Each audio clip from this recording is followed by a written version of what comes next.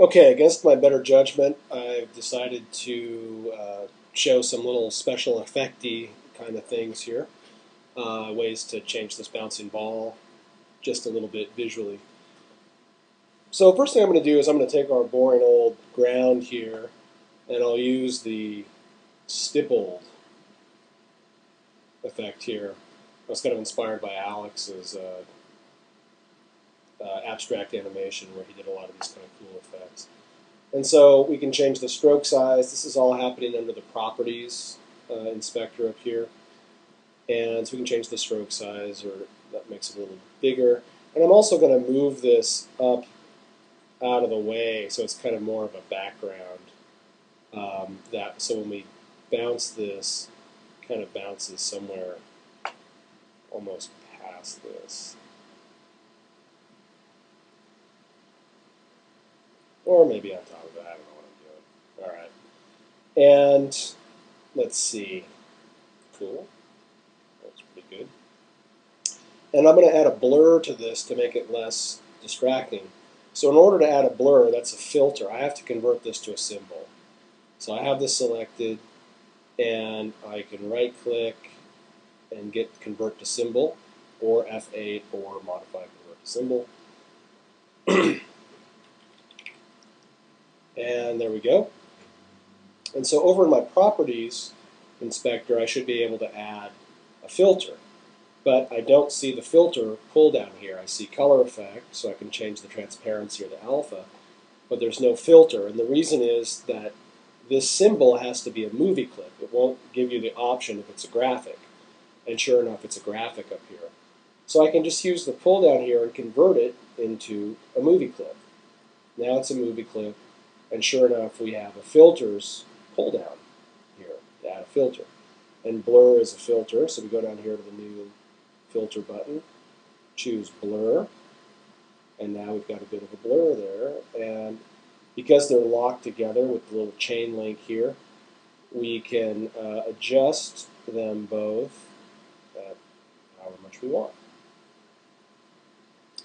And play this back, and we've got a blur on the background.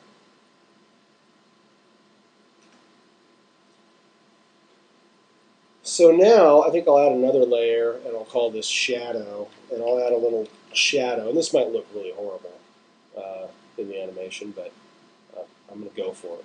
Let me try it. All right. So I'm going to go here, and I'm going to make an ellipse. I think I'll go here for the bounce, actually. Use that as the guide. And I'll go ahead and make a little shadow ellipse here.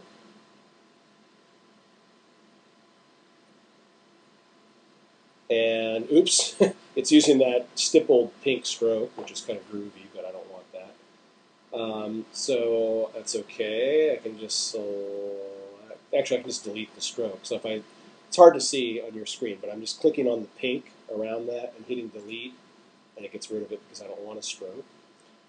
And now I'm going to just move this up into place using the arrow keys here, and I'm going to change the color of it to kind of a dark gray. And it's only on frame 1, so right now it's just going to stay there through the whole thing, so that's not good. So I'm going to convert the shadow to a symbol, F8, shadow. And since I'm going to be using a filter on it, I will remember to set it as a movie clip from the beginning. Okay. And I'm going to insert a keyframe on the bounce here.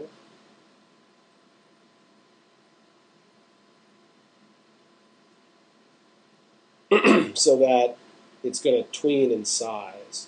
So I'm going to use the classic tween command, create classic tween. And nothing's happening yet. And so this time I'm going to start small out here. And instead of using the Q free transform tool, I'm going to try to do this first on the modify transform scale and rotate command, which gives me a dialog box. So I can do it, let's say, let's bring it down to 10%. That's too small.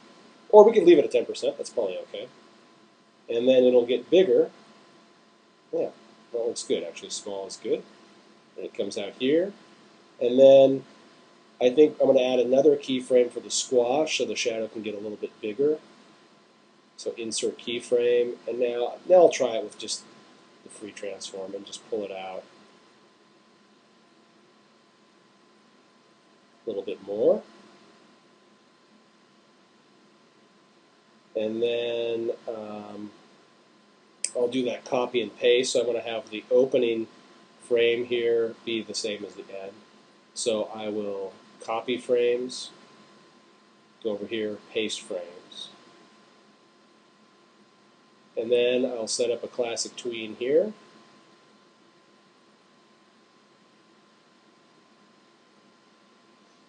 And I guess I could change the shadow to fit the the fact that it's stretched. I could kind of shrink the shadow up here a little bit. What the heck, might as well. Don't cost nothing. So I'll take the shadow. In order to do that, I need to insert a keyframe. And then I can just make that a little smaller there.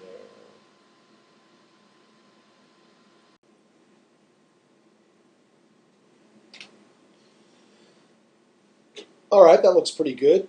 Now, what I'm going to do is I'm going to add a blur to the shadow so that it becomes more shadow-like. And it will be less distracting because right now the shadow is so dark and sharp, it really holds more attention than the ball, which we don't want. So let's add a filter.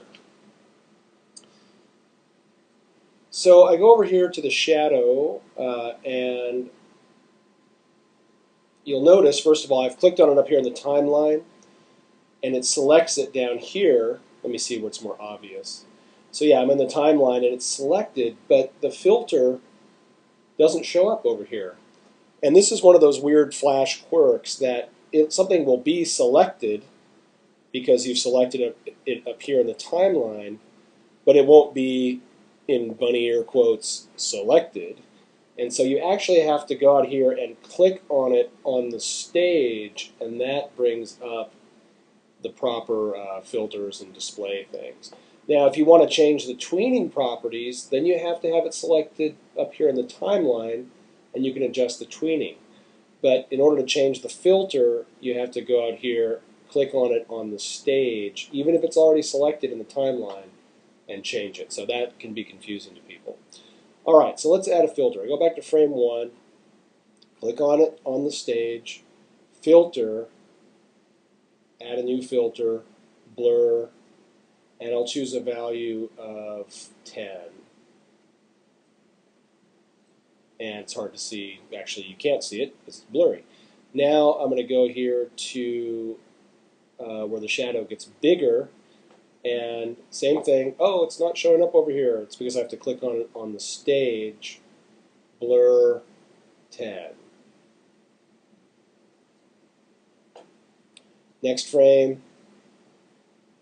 Oops. Click on it again. Blur. Huh. That's interesting. It didn't give me a blur there, but I'll add it again. Blur. Value of 10. Go out here. Click on it on the stage. Blur. 10. Sometimes it gets hard to just click on something if you're in the free transform tool, so you can just go up here to the regular old selection tool. That makes it easier to just click on something. And last but not least, I'll go to the last frame and click on it. It's really tiny. Blur 10. And click off so I can see what's going on. And that looks pretty good.